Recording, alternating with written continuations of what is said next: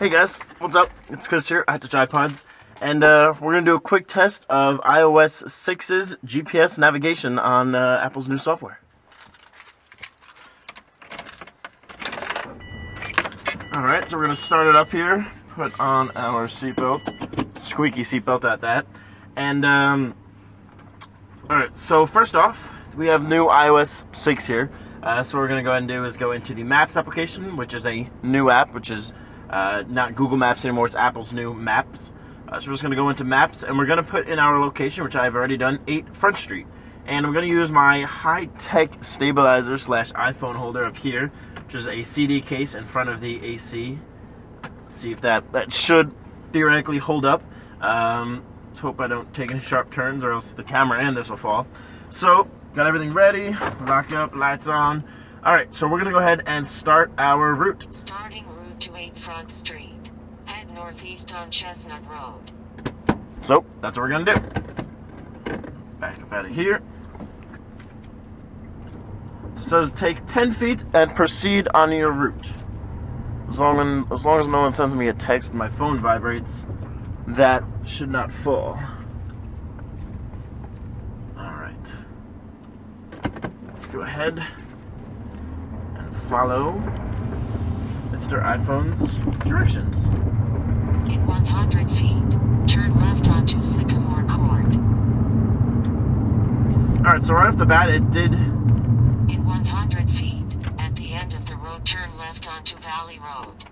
Alright, so right off the bat it did not give me the right directions. What it actually did was give me directions a little bit off the beaten path, but it did then correct it right away. So, I'm going to throw on some shades so we don't crash here on camera, which you guys would probably like to see. But, I'm going to go ahead and turn 10 feet, turn left 10 feet, and there goes my iPhone. Let's try this again. 500, turn left onto Ridge Road. 400 feet, 350, 300, it's counting down. Let's not hit the kids. I know they're the bonus points, but turn left here.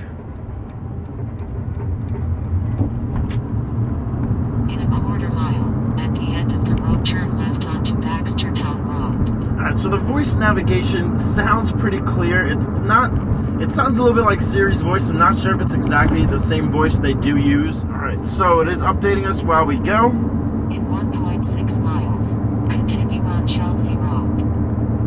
So that's what we will do.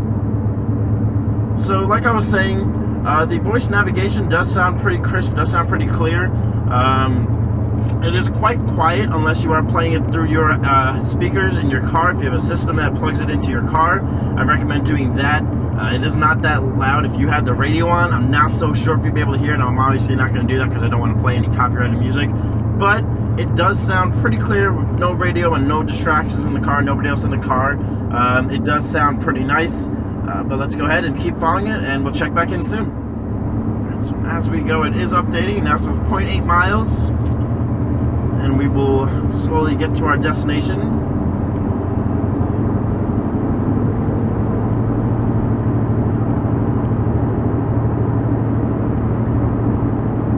Got a nice sunset on the way right now, so this is pretty nice. Makes for a cool video as well. It's not like I timed that to happen or anything like that. So we should get a new set of directions fairly soon. Right about... Continue on Chelsea Road. Alright, so that's what we're going to do. And while we are at a stop sign, I'm going to plug a stop light. I'm going to plug this in to our speakers. 3/4 of a mile. Turn left onto Old State Road. And so we are still following our iPhone's GPS. It is giving us great turn-by-turn navigation, which I'm liking so far. It hasn't spoken to me since the beginning with a wrong direction. So we will continue to follow our iPhone, make sure it doesn't lead us to the middle of nowhere or off a bridge. And so as we go, we are being updated. The screen is pretty clear. It lets you know in a bright green, just like you would see a sign on the highway. It's giving that nice bright... In half a mile, turn right onto Liberty Street. So right there, it came up with two separate directions, because we have 2 different turns we need to make that are close to each other. So it came up with 2 of them. It still has the current directions, which we are following right now, and it has the next direction that we will have to make right after that, because they are fairly close together. So that's nice how they group them together, and so you don't have to rush it and wait for it to speak to you when you have two turns that are simultaneous.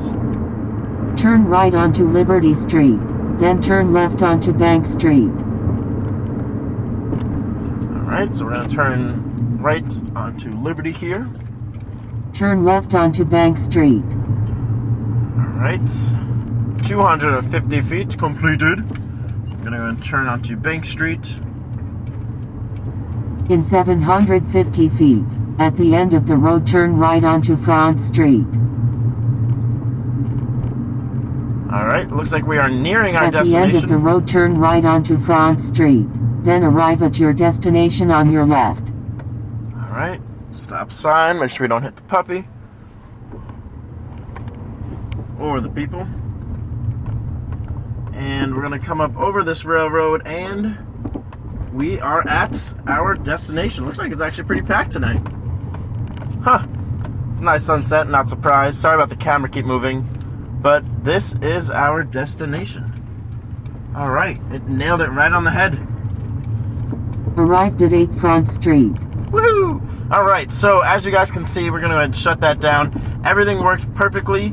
Our iPhone got us where we needed to be in good timing. Alright, so our iPhone got us here in one piece. It got us here with voice, turn-by-turn navigation. Other than one little mishap at the beginning, it all worked out nice. I'm a little bit silhouetted here. It's because we're at the yacht club. We finally got here. So iPhone GPS does the job. Turn-by-turn navigation in iOS 6 is great. It works just as advertised. And this is still just the beta. So with the actual release coming later on in the year, we'll see what this guy can really do. I'm going to go enjoy the sunset. You guys enjoy iOS 6.